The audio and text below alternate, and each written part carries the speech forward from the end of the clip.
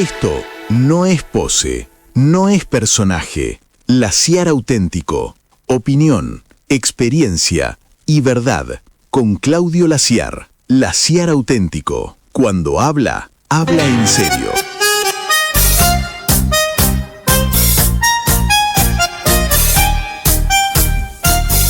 Buenas, ¿cómo les va? Aquí arranca la contradicción. Voy a saludar de un modo que irritará profundamente a Federico, nuestro querido amigo, pero que bueno, alguna vez hay que ser contradictorio, más allá de todos los días. Olis.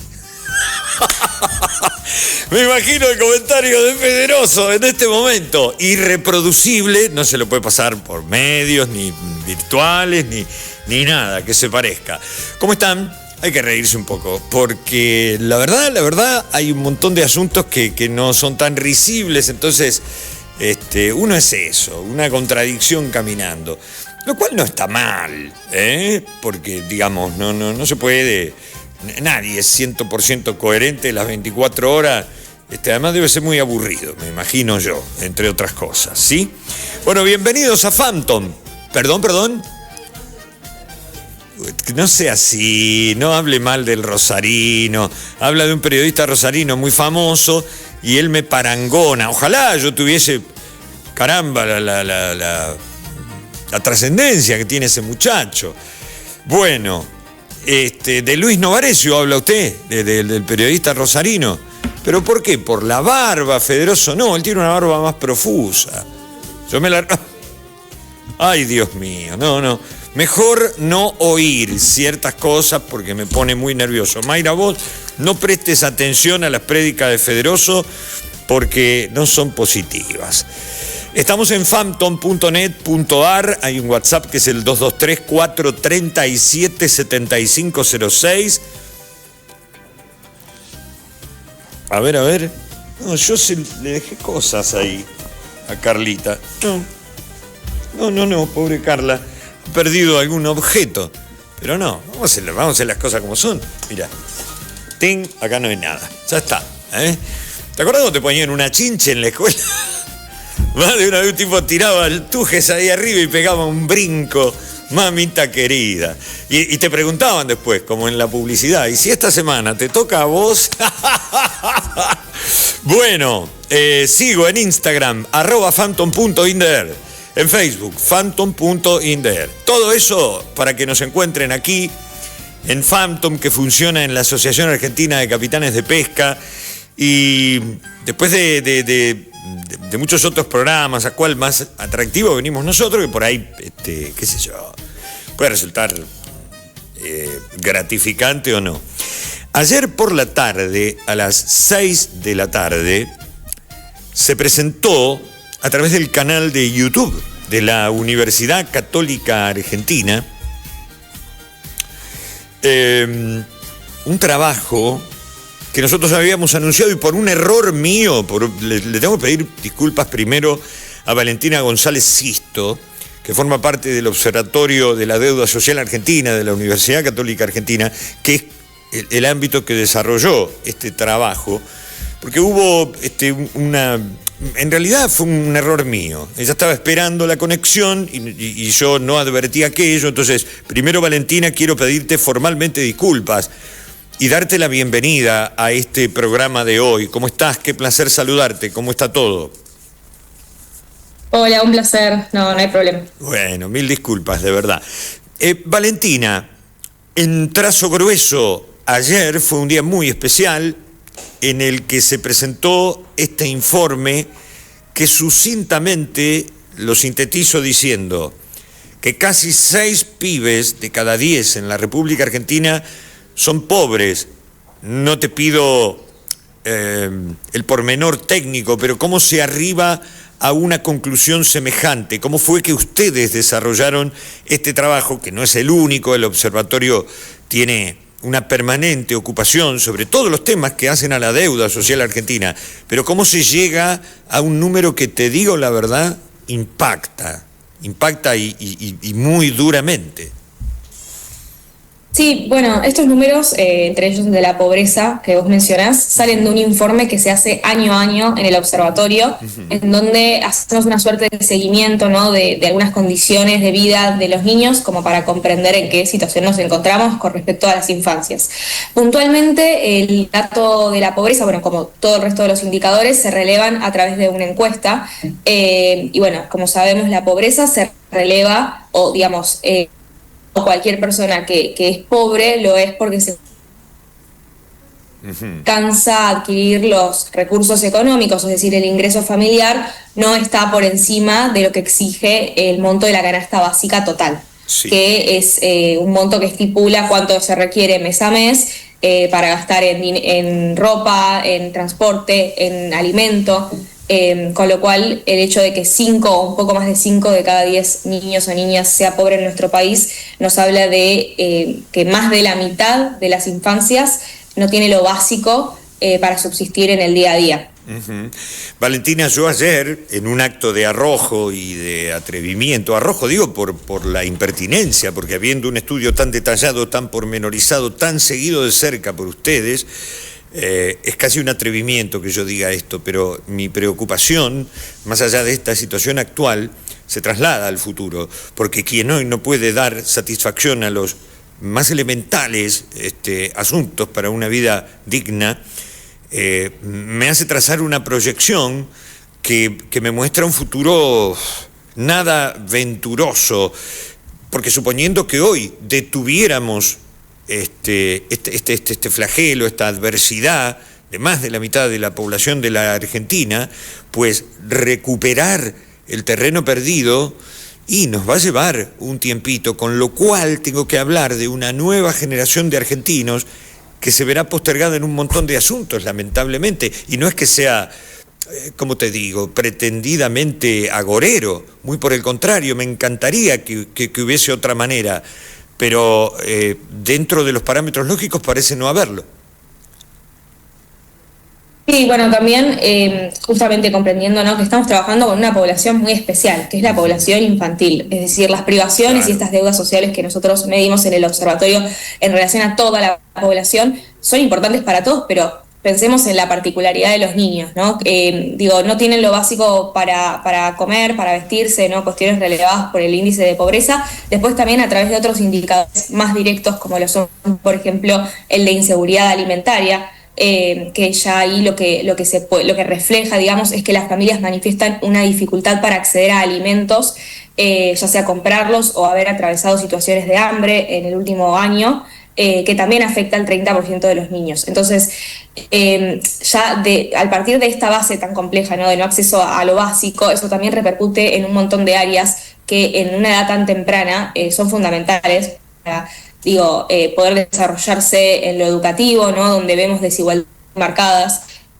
Por ejemplo, el no asistir a la escuela secundaria digamos que tiene una incidencia mucho mayor en niveles socioeconómicos más bajos, ¿no? Niños que están en el nivel socioeconómico más bajo, que lo que mide el nivel socioeconómico es el nivel educativo de los padres o los recursos materiales del hogar, tienen una incidencia de casi el 50% de o no asistir al nivel secundario o de hacerlo con sobriedad, es decir, que son niños que repiten, que tienen una trayectoria bastante más fragmentada, ¿no?, en relación al sistema educativo, mientras que cuando lo vemos en el nivel socioeconómico medio alto, es decir, los chicos que tienen mejores oportunidades, este número cae a 10 puntos, es decir, un quinto, con lo cual estamos hablando de oportunidades muy distintas, que lógicamente, como vos mencionabas, van a impactar en las generaciones futuras y en las oportunidades que tengan estos chicos. Vos sabés que alguna vez me tocó moderar una presentación que hacía la Fundación CONIN con el doctor Abel Albino. Yo hay cosas que por ahí no tengo demasiadas coincidencias, pero ante los datos objetivos, la verdad es que me rindo, porque, digamos, no se puede discutir algo que es evidente. Albino sostenía en un momento dado que, y lo mostraba gráficamente, siendo que es un médico y creo que es especialista en pediatría, en un momento dado decía que los nutrientes que durante el periodo gestacional y los 2 primeros años de vida, es decir, cuando la mamá no recibe los nutrientes necesarios, y el chiquito a partir de su nacimiento, en los 2 primeros años, no tiene los nutrientes imprescindibles, mínimos, necesarios, vitales, bueno, comienza a tener una postergación. Y eso realmente es muy triste, porque esta situación que pone a chiquitos y a chiquitas de nuestro país en una situación como la que demuestra este informe que ustedes presentaron ayer, y esto de las oportunidades es quimérico, y entonces pienso, y repito el término, Valentina, porque no quiero equivocarme ni quedarme corto, es como un resultado anticipado de cosas que no van a ser buenas, van a ser complejas. Y la pregunta es, hoy hay, no quiero hacer política, ni mucho menos, tengo mis ideas, como las tiene todo el mundo, pero digo, hoy uno puede argumentar porque hay cosas que no se cumplen, porque hay leyes que están escritas pero que no se terminan de aplicar, pero para que suceda lo que nos sucede, y bueno, hemos descendido varios peldaños, yo creo, en las 4 últimas décadas. Es decir, ¿cómo revertir esto? Primero con la toma de conciencia. Es importantísimo el trabajo que ustedes presentaron, porque a mí como humano, católico, pero esencialmente humano, y ahí recurro a la figura de Francisco I, para mí la más trascendente figura del siglo XX de la República Argentina, él vino previniendo todas estas cosas y lo predicó con el ejemplo. Lo hizo en su momento, cuando era el padre Jorge, lo seguía haciendo cuando se convirtió en obispo, lo siguió haciendo cuando fue el cardenal primado de la Argentina, y hasta que desembocó en la máxima autoridad eclesiástica y católica del mundo, lo siguió diciendo. Entonces, y vi unos testimonios de autoridades de otros credos que le dan valoración. Y yo digo, en el país donde surgió una figura tan trascendente, nos cuesta admitir, entender que hay que hacer algo, no importa quién ni cómo. Es decir, tomen la dirección que quieran, en política económica, pero en políticas de Estado, si no nos ponemos de acuerdo, seguimos postergando generaciones enteras.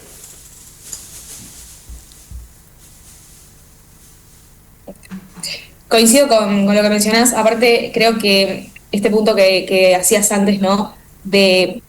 También es como que los niños se exponen por doble parte, ¿no? De estar ellos, por ejemplo, privados por lo material y por no poder comer, y también por tener padres que tienen menores, ya sea capacidades o disponibilidades, o ellos mismos no pueden comer y no pueden garantizar, ¿no?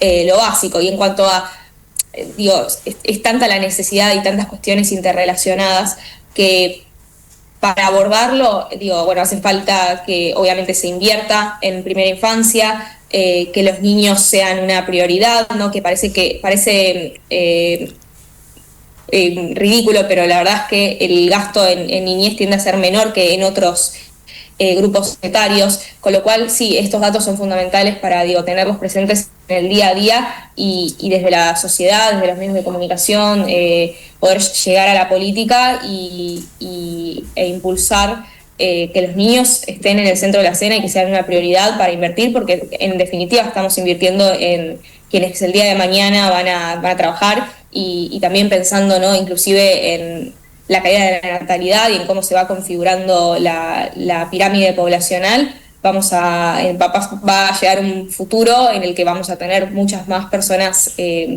pasivas que activas, ¿no? En términos del mercado de trabajo, y bueno, estamos formando a esa gente. Seguro. Valentina, la actividad académica de la Universidad Católica Argentina es de excelencia, hay una historia que así lo rubrica y lo expone, pero estas tareas, estos trabajos de investigación, todas esta documentación que nos ayuda a ver por dónde deberíamos ir, son valiosísimas. ¿En qué otros aspectos de la vida nacional trabajan ustedes desde el Observatorio de la Deuda Social Argentina? Bien, particularmente yo me encuentro más en el área de infancia, habiendo hecho informes bastante variados de temas de crianza, de socialización, de programas sociales, ¿no? En cómo la asignación universal por hijo, por ejemplo, puede impactar en el bienestar de los niños también desde diversos puntos. Pero el observatorio en sí tiene distintas áreas que también se abocan a otras poblaciones, por ejemplo, población mayor, también personas que viven en la calle, para visibilizar también estas realidades, ¿no? Que digo, son las personas más vulneradas, si pensamos en ni siquiera tener dónde vivir, y que son personas que aparte muchas veces ni siquiera aparecen en los datos oficiales, en las estadísticas. También hay áreas que se orientan a el estudio del bienestar emocional, ¿no? Más desde la salud mental, psicólogos que también estudian un poco la intersección entre vulnerabilidad y problemas de salud mental. Así que bueno, es súper integral y con datos también bastante actualizados de la situación social y económica que atraviesa el país. Siendo una persona muy joven, Valentina, si no tuvieras la convicción de que se pueden revertir estas tendencias, no estarías trabajando en esta área, ni te comprometerías como lo haces para poner blanco sobre negro y exhibirnos esta realidad social argentina. A Valentina, a la mujer que cotidianamente se hace a la mar de su trabajo, le pregunto, ¿sos optimista? ¿Crees que tendremos oportunidad? En esto hablar de brevedades es ilusionarse vanamente, pero ¿crees que podamos empezar a ver un cambio? Y en esto creo que ayuda mucho la toma de conciencia. Insisto en esa frase porque me parece fundamental. ¿Cómo lo ves vos? Bueno, yo creo que más allá de que pudimos haber atravesado en el último momento, digo, crisis económicas muy marcadas, ¿no? Objetivamente no venimos con indicadores macroeconómicos muy alentadores. Sí considero que, sobre todo desde la sociedad civil, hay muchísimas organizaciones comunitarias, asociaciones civiles, muchísimos esfuerzos por integrar a un montón de estas personas que se encuentran bastante excluidas del sistema y con muchas vulnerabilidades. Así que desde ese sentido yo soy bastante optimista. Después, bueno, lo que tiene que ver con recursos financiados por parte del Estado, en nuestro país tiende a ser bastante poco estable, ¿no? No tiende a haber tantas políticas de Estado en términos de lo social. Si se quiere, la AUH es como la política más estable, ¿no? Que tenemos desde el año 2009, que es la principal transferencia de ingresos que reciben estos niños, porque justamente está dirigido a familias con niños. Así que bueno, si se quiere, eso sería para mí, ese es el punto débil, digamos, para planificar a futuro, ¿no? Que no tenemos tantas políticas de Estado en relación a cómo abordar estas dificultades de los niños y niñas, ni tampoco es algo que ocupe demasiado el debate público, ¿no? Creo que los esfuerzos, son más esfuerzos de la sociedad civil, que también cada vez más se relacionan estas organizaciones y asociaciones y que realmente generan un impacto positivo en la vida de muchos niños y niñas. Gracias, Valentina. Ha sido un placer escucharte, conocer estas singularidades del trabajo que ayer se presentó a través del canal de YouTube de la Universidad Católica Argentina, y en vos saludar a todo el equipo de investigación y a no cejar en ese intento que viene muy pero muy bien, y que, insisto, nosotros como sujetos de medios de comunicación nos nutre y nos da la posibilidad de abrir cabecitas, de generar inquietudes para tratar de mitigar estas ausencias. Te mandamos un gran saludo y gracias por tu aporte. Muchas gracias a ustedes. Chao, buenas tardes. Hasta pronto. Allí estuvo Valentina González Sisto. Suena de otra manera cuando alguien se prepara para estas tareas, porque a veces yo particularmente, me pongo muy mal, me fastidio con muchísima velocidad y suelo caer en el exabrupto, y nunca es bueno. ¿Saben por qué? Porque si se resolviera a las puteadas todo, entonces el mundo sería un vergel, pero no lo es. Y cuando digo el mundo, nuestro mundo, nuestro contexto. Fíjense qué curioso. El plan Jefes y Jefas de Hogar nació después del 2001, como una iniciativa para mitigar dolores y circunstancias adversas que había generado la cuasi disolución del país en 2001. Se instrumentó durante el interinato del doctor Eduardo Duhalde. Yo, charlando una vez con Duhalde, felizmente pude hacerlo muchas veces, hay muchas cosas que no coincido, y otras que sí, pero claro, es más, tengo una anécdota jugosísima de eso. En el 2005-2006, el doctor Eduardo Duhalde vino a Mar del Plata y presentó un libro que volvió a editar el año pasado y lo pude saludar. Está más grande, Duhalde, y por ahí Chiche desde la platea lo ayudaba porque se le mezclaban un poco las fechas. Él fue el intendente más joven de la Argentina en 1973, con 32 años, con un municipio que tenía más de 500.000 de habitantes, que es Lomas de Zamora. Aquel bañero que en la pileta municipal cuidaba que no se ahogara nadie, se convirtió en intendente. Y empezó a laburar y logró una trascendencia. Uno puede estar de acuerdo o no, usted tendrá otra idea política, yo la respeto, pero le cuento esta cuestión. Y charlando con Duhalde, aquella vez que vino a presentar su libro La Argentina en Llamas, primero hicimos una rueda de prensa que me tocó moderar, y después, en el piso 27 del Hotel Sheraton, 26, no sé, hay un lugar bárbaro que se ve todo el puerto, precioso.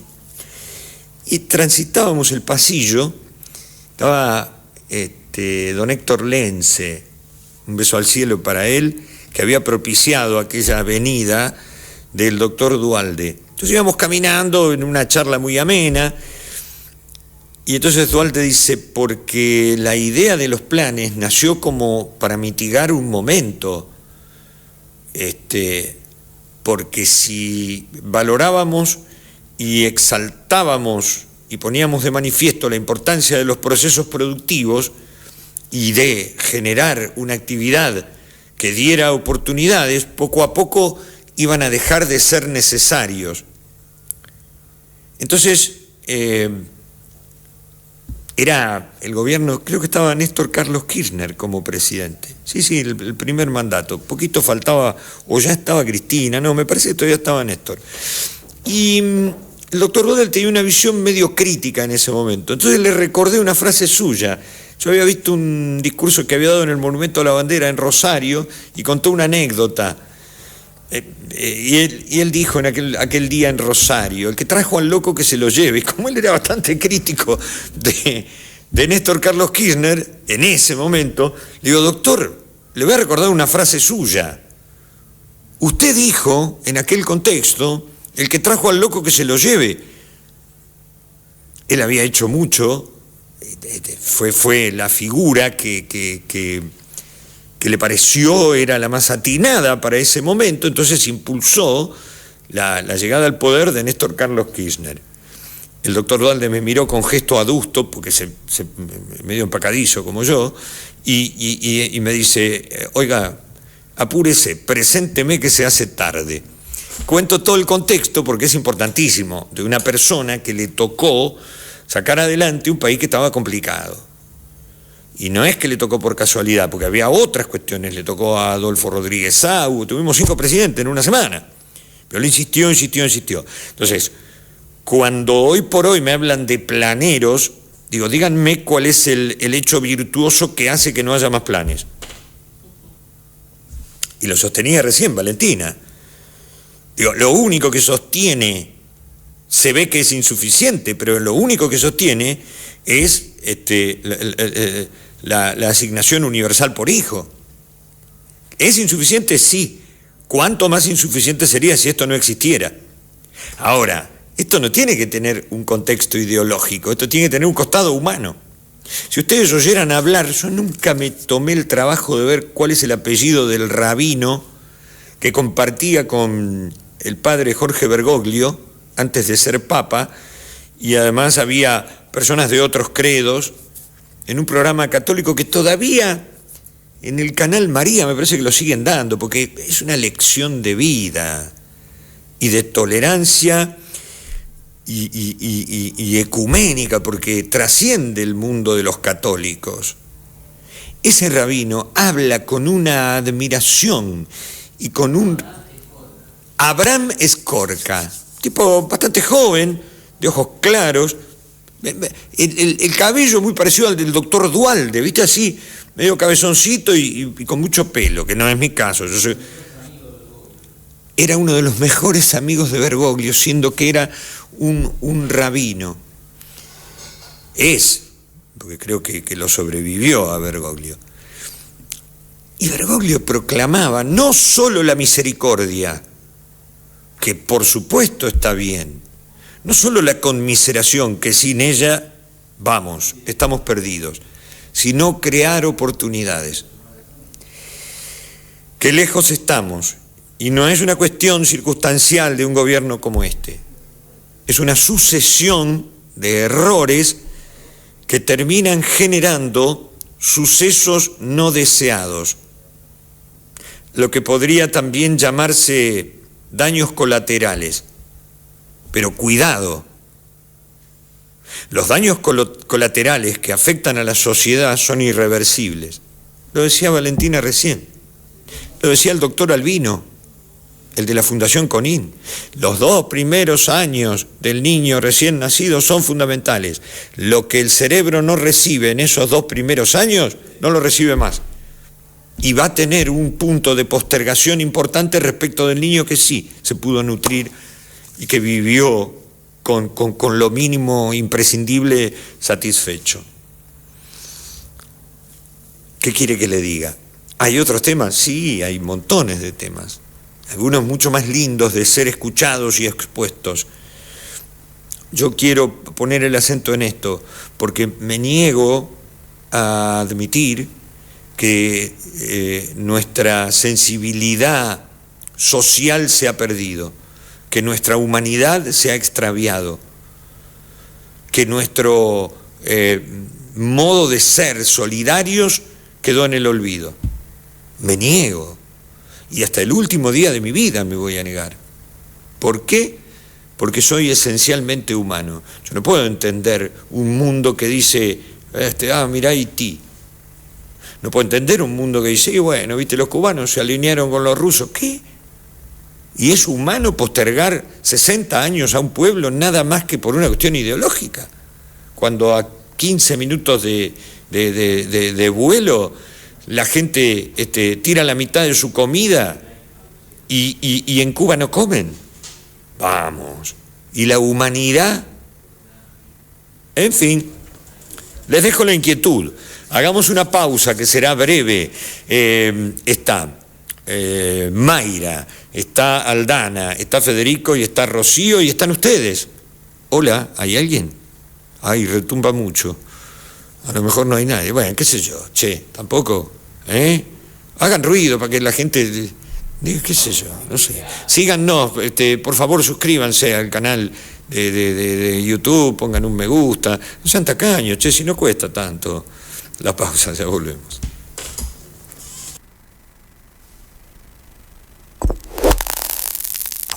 La CIAR, auténtico.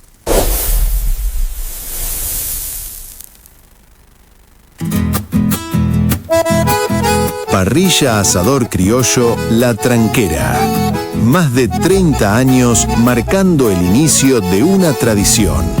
Somos uno de los lugares clásicos de la costa atlántica, ubicados en Mar del Plata, sobre Avenida Constitución 6576.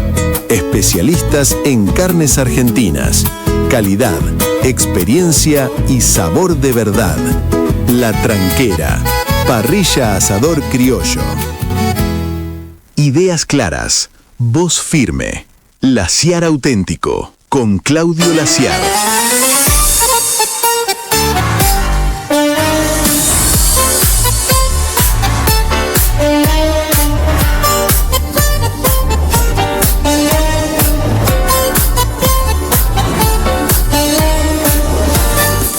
Alguien me preguntó, qué buena cortina, ¿es Piazzolla? No, les digo yo, no es Piazzolla, es piazzoleano, pero el músico que nos armó esta cortina, es multiinstrumentista el tipo, toca 4 o 5 instrumentos, gracias Rocío me malcría, entonces me dice, ¿querés un cafecito? Y yo, viste, soy como pelota de trapo, no reboto jamás, entonces bueno, acá estoy, tomando mucho, qué linda taza. Genial, sos vos, Federoso. Federoso es el creador de esto. Qué capo, Federoso. Yo te tenía como tipo que difundía música, que trabajó con los más grandes. pero no te tenía en condición de creador. ¿Qué tipo, qué tipo? Federoso, la verdad, un número 1. Acá las chicas se ríen, pero no, chicas, no se rían. Es verdad, le quiero mandar un saludo. Esta mañana muy temprano recibo un WhatsApp de mi compadre Miguel. Mi compadre Miguel vive en Santa Fe, cerquita de Granada. Otras veces les he contado de sus cuestiones y de lo lindo que resulta sentirlo como familia, bien cercano a él, a Adriana, a sus 3 hijos, a mi ahijado Martín y a sus compañeras de la vida. Una familia divina que cada vez que yo viajo me acogen y me tratan como si yo fuera no sé qué. Y yo a veces no tengo ni oportunidad de devolverles no solo lo que materialmente me dan, porque Adriana cocina como los dioses y yo como un descosido, sino por la contención amorosa que me dan. Y como mi compadre Miguel está pasando por una situación, tiene unas nanitas, me parece que este es un vago que tenía ganas de... me dice, loco, estoy entrando al quirófano, que pin, que pan. Y después me escribe 10 minutos más tarde y me dice, loco, el 5 de mayo me opero. Bueno, Miguel, Adriana, sacalo de una oreja y yo... Sí, ya sé yo. Bueno, un beso grande, querido Miguel, chicos, les mando un beso por orden de aparición Claudio, Alejandro y Martín.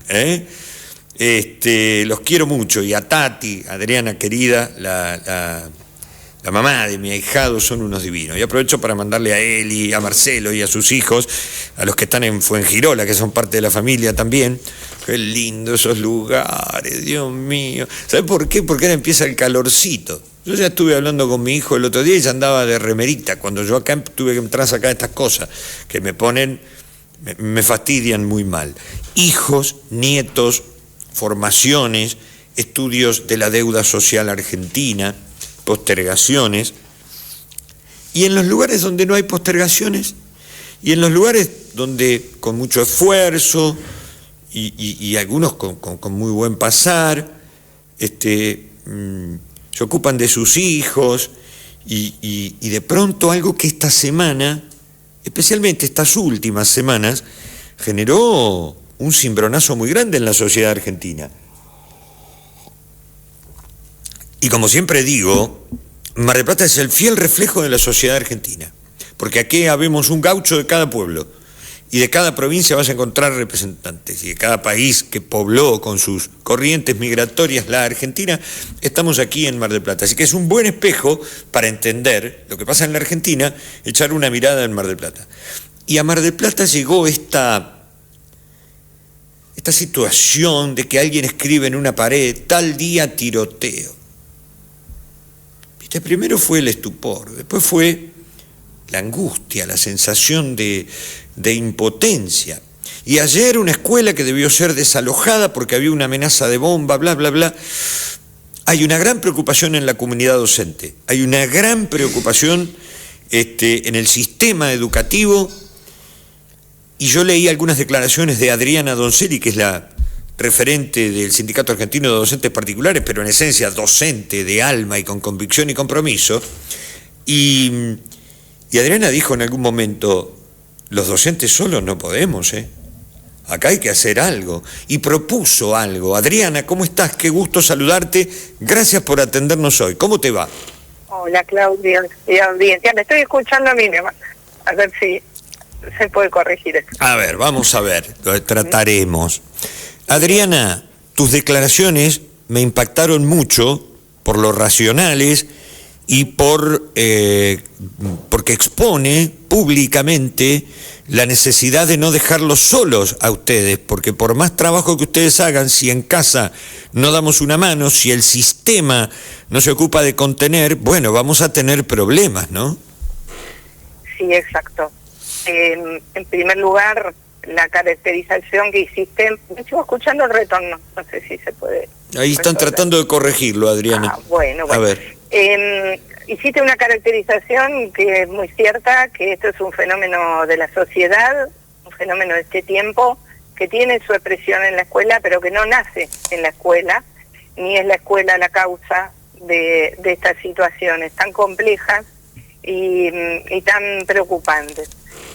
Así que bueno, como primer reflexión, es decir, como fenómeno social, es algo que como comunidad tendremos que en principio trabajar por prevenir y erradicar y ver cuál es la mejor manera de contener sobre todo a los jóvenes, pero también de generar las redes, los vínculos necesarios para que no haya espacios para este tipo de manifestaciones. Estamos planteando esto en un mundo que promueve los discursos de odio, cuando la máxima autoridad de nuestro país permanentemente incita, genera reacciones virulentas y de desborde. Bueno, es nuestra obligación llamar a la racionalidad, a la responsabilidad y sobre todo a la corresponsabilidad, ¿no? Donde el Estado, las familias, la comunidad educativa en su conjunto, podamos generar los climas y las condiciones de estudio, de trabajo para los estudiantes y sobre todo ver cuál es la mejor manera para prevenir esta situación. Vos sabés, Adriana, estamos charlando con Adriana Donzelli, a la que le agradezco infinitamente que se haya hecho un ratito de tiempo para compartir con nosotros esto por su experiencia y por su compromiso. O sea que esta mañana entrevisté a un joven abogado, Hernán Navarro, director ejecutivo de Grooming Argentina. Si bien el grooming tiene otras connotaciones, charlé con él un rato y yo le decía, Hernán, ayúdame a entender, porque hay organizaciones internacionales que se encargan de perturbar la paz mundial y qué sé yo, y que aprovechan este tema de la virtualidad y de esta aldea global de la que hablaba Marshall McLuhan hace 45 años, y entonces uno deposita en un pequeño adminículo que puede ser dispositivo y la realidad es que no alcanzamos a comprender que esto es mucho más grande que un pequeño entretenimiento. Y entonces por ahí, por una cuestión de comodidad, como no tengo tiempo, y entre un trabajo y el otro, le dejo a mi niña o a mi niño o a mi preadolescente el dispositivo, y entonces comienza la participación en distintas actividades, como en juegos virtuales. Y estas organizaciones que se encargan de perturbar la paz mundial muchas veces aprovechan ese camino de la virtualidad para adoctrinar, para generar ideas raras. Entonces me parece fantástico que vos apeles al compromiso de que no sean solo ustedes en el colegio los que tengan que controlar el comportamiento de nuestros hijos y nietos, sino que nosotros también, y que tomemos conciencia que ese ratito, que por ahí es un par de horas, que el pibe o la piba pasa en esa universalidad virtual del presunto entretenimiento, por ahí puede estar lo que genera estas cuestiones, porque además hay mucho de conductas imitatorias. Lo que pasa en otros lugares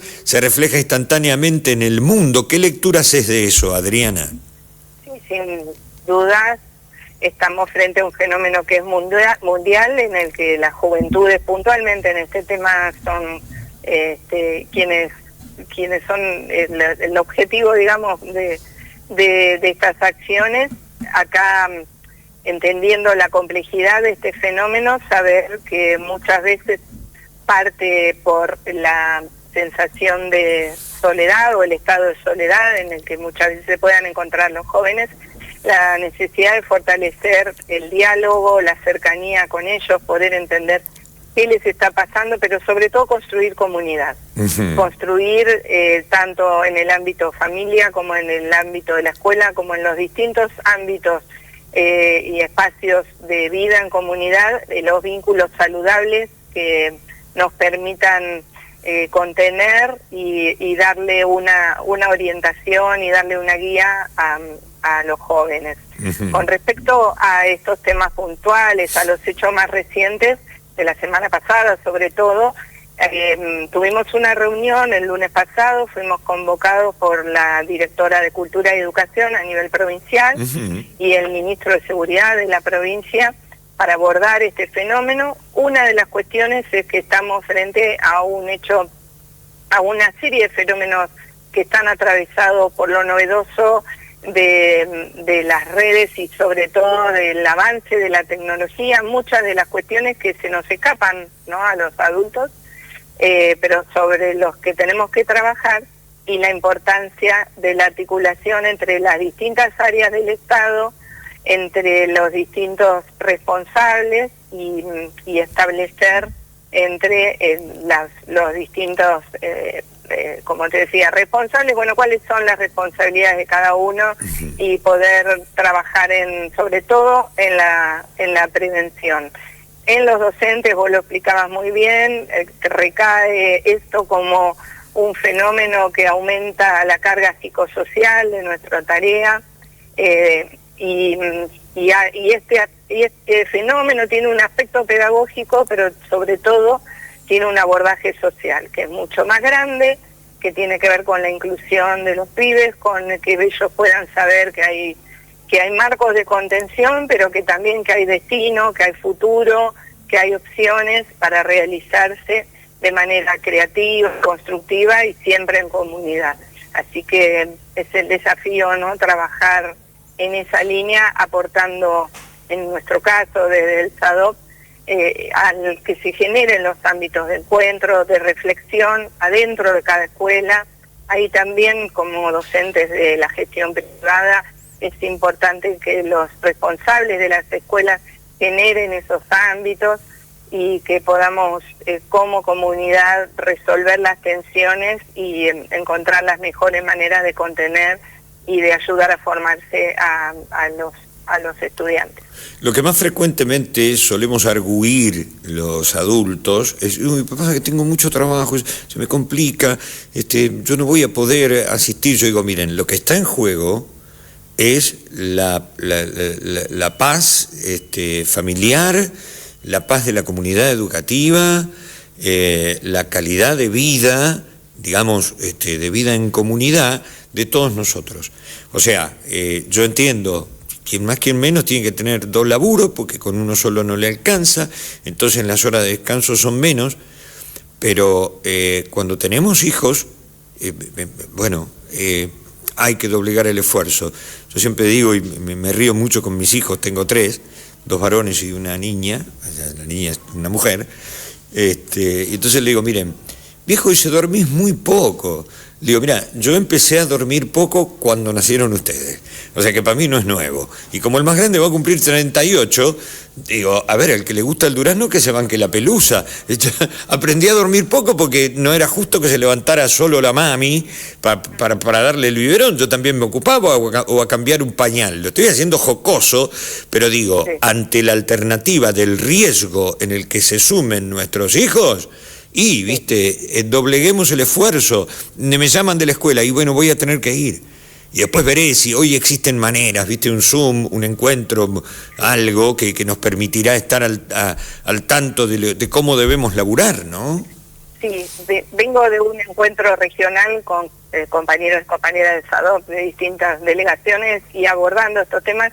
Lo que decíamos es, vivimos en una urgencia como personas, como comunidad, en la que estamos corriendo todo el tiempo, con muchos trabajos, con muchas tareas, y se nos termina escapando la posibilidad de abordar lo fundamental, ¿no?, lo importante. Sí. Entonces, es muy necesario que cada familia se dé esos espacios para el encuentro, para el diálogo, para el poder saber cómo está, en qué está el otro, y también que las escuelas hacia adentro se den esos espacios. Hoy cuesta mucho, Claudio, que las escuelas puedan generar ámbitos de reflexión conjunta, y también hacer esta convocatoria de la que hablas, tan necesaria a las familias, para que familia y escuela puedan pensar y articular las acciones de la mejor manera posible, ¿no?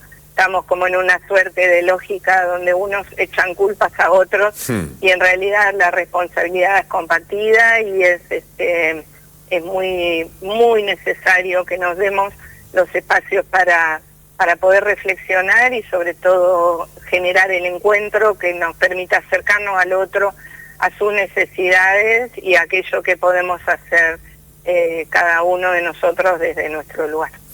Adriana, te mando un beso enorme y gracias por este ratito de reflexión que repetiremos cuantas veces sea necesario, porque me parece importante y sobre todo contener a la comunidad de docentes, porque si no es muy fácil, ¿viste? Hago las veces de guardería. Yo al chico lo llevé a la escuela. Bueno, pero también dale un ejemplo en casa, ¿no? Trata de aportar algo, qué sé yo. Así que valoro mucho que nos hayas prestado un rato de tu tiempo. Un fuerte abrazo. No, gracias a vos por el espacio muy valioso, que podamos charlar sobre esto y a disposición cuando quieras. Adriana Donzelli, allí estuvo con una experiencia, con un recorrido en el ámbito docente que es importante. Ro, ¿qué me mandaste? Me mandaste un documento que yo... Vení, Ro, vení, tenés un minutito, vení, acércate y charlemos un poquito antes de que se termine el programa. Es un informe, o por lo menos un trabajo. ¿Qué haces, Ro? ¿Cómo va? Vení, sentate acá un ratito conmigo. No importa, pero sí, a ver, vamos, es la vida misma que nos pasa. Contame, ¿cómo estás primero? ¿Bien? Todo bien, ¿y vos? Te veo con la camiseta puesta, ¿ya estás viviendo el Mundial anticipadamente? ¿Te gusta el fútbol o es nada, una cuestión de comodidad? Sí, me gusta, tiene que ver con la comodidad también, pero me gusta la Argentina, así que bueno, bancamos ahí. Lógico, ahí va. Bueno, contame un poco, porque me mandaste después lo voy a leer íntegramente, pero como ahora el tiempo se me escurría, dame una semblanza de esto. No, porque nombraste los jefe y jefa de hogar, sí, ¿no? Sí, aquel plan. Y ahí me acordé, lo que te mandé es todo un análisis de la segunda etapa, de lo que serían los planes o los programas vinculados al fomento del trabajo y de la actividad productiva, que tuvo que ver con todo el tendido territorial de las agencias de trabajo, que arrancó en el 2005 con Néstor, y que, bueno, hasta hace muy poco por lo menos seguían funcionando bastante, mucho y bien, va. Digo, qué cosa, ¿no? Porque cuando algo funciona, por más que vos tengas otra idea, a ver, un tipo construye un dique que genera energía eléctrica. Entonces, como lo hiciste vos, después vengo yo, que soy Juan del pueblo, y digo, no, este dique no, y lo rompo. No, lo que funciona, dejémoslo funcionar. Sobre todo en un contexto como este, porque además en la aplicación de unas políticas de Estado que son restrictivas, que tienden a achicar en lugar de abrazar más, digo, ¿para qué tocar lo que funciona, no? Sí. Es medio naif lo mío, pero tiene que ver con la humanidad, Rocío. No me parece naif. Bueno, por lo menos yo comparto esa mirada, y aparte de esto, ¿no? Por eso me acordé de este caso, porque lo tengo muy estudiado particularmente, de forma personal, pero vos decís, bueno, tenés toda una serie de sedes, de personal capacitado. Sí, usalo. Vos, claro, tenés otra mirada política. Bueno, usalo en función de tu mirada política, si querés, digamos, y tendrás detractores y todo, pero destruirlo me parece hasta inconveniente para la propia persona que está ejerciendo ese lugar. Bien, bueno, gracias, Ro, por el envío, y lo voy a leer detalladamente para comprender más todavía, aunque son cosas que se han aplicado y que funcionan, y que por lo tanto debieran no desecharse. Esta es la cuestión, ¿verdad? Y sí. Bueno, sí, Bárbara, hay cosas para hacer. ¿Bien? Sí. ¿Tus cosas bien, en orden? ¿El laburo? Sí, todo va queriendo. Esta semana fue brava de burocracias de otras cosas, no laborales, pero lo estoy resolviendo, lo estoy logrando resolver. Ahí quería llegar, porque ayer charlamos con Rocío sobre las desventuras. Acá hubo una historieta que se publicaba en la revista Humor, que se llamaba La clínica del doctor Cureta. Bueno. Era una historieta, pero muy, muy, muy interesante, que ironizaba, y te estoy hablando de 40 y pico de años atrás, ironizaba sobre el sistema de salud de la República Argentina, mezclaba lo público y lo privado. Pero cuando iba a lo público tenía una mirada crítica, porque ya hace 40 años había agujeros por los cuales se escurría el criterio, por así decirlo. Entonces, Cureta era un médico inescrupuloso, que en la realidad no hay. Me imagino que no. No conocemos ninguno. Cureta es un fulano de la realidad. Yo conozco un montón de curetas. Y después hizo una película que protagonizaba Lorenzo Quinteros, pobrecito, que en paz descanse, y Solita Silveira. Entonces Solita Silveira mostraba cómo era el camino del paciente. Entonces llegaba y decía, hay que hacerle una endoscopía a su marido. Mi marido estaba a punto de estirar la pata. Entonces Solita llegaba y dice, acá traje el formulario celeste que me pidieron. Dice que lo pedí en la prepaga o en la obra social. Bueno, bueno. Así que trajo el formulario. No, dice, pero le falta el sello que va en el anverso. Y ahí salía Solita. Todo así, 3, 4, 5 veces, cuando Solita llegaba con todo lo que le habían... El marido se murió. Claro. Y en otra parte, había un paciente que le tenían que sacar un yeso de una pierna. Y entonces, está en el ámbito de la salud pública. Y esto en la película, ¿no? Que estaba basado en la historieta de la clínica del doctor Cureta. Le estaban sacando el yeso y el tipo que le estaba cortando el yeso se distraía hablando con el compañero y le cortaba la gamba al tipo. O sea, era una cosa terrible. Ayer la Universidad de Mar del Plata, desde la Facultad de Ciencias Médicas, presentó un informe que habla de la complejidad del sistema de salud en Mar del Plata. Ya el doctor Julio César Tucedo nos había hablado de ese asunto. Con tal cometido lo invité, y va a estar mañana acá en el programa, el doctor Adrián Alacino, el rector de la flamante Facultad de Ciencias Médicas, porque antes era la Escuela Superior de Medicina, y Adrián tiene una alegría bárbara porque han logrado convertirlo en facultad, y él es el primer rector de este paso tan trascendente que se ha dado. Ahí aparecen detalles importantes, como que, por ejemplo, hay posibilidad de hacer una carrera de grado, que puede ser en ciencias médicas, pero también la carrera de enfermería profesional, tecnicaturas y otras cuestiones que nos están faltando, pero por ahí, qué sé yo, esto Federico lo dice siempre, desde otro ángulo. Pero yo digo, a ver, pará, fíjate, yo no digo cambiarle la vocación a nadie. Pero necesitamos esto. Y bueno, vamos a trabajar a ver si podemos formar. Acá estuvo el presidente del Colegio de Ingenieros y me contó Joaquín Negri, porque lo dijo Mario Del Olio, un querido amigo, en el contexto del aniversario del Colegio de Ingenieros el año pasado, en las postrimerías del año 2025. Hay tantos ingenieros, pero harían falta, no sé, X cantidad más, dijo Mario. A mí me llamó la atención, se lo pregunté a Joaquín y me dice, y sí, porque las ciencias duras a veces no se eligen, pero necesitamos. Entonces está bueno incentivar. Y en el área de salud pasa lo mismo. Entonces mañana vamos a hablar de todo esto y de estas clínicas del doctor Cureta que le hacen sufrir tanto a la gente y que fue motivo de nuestra charla de ayer.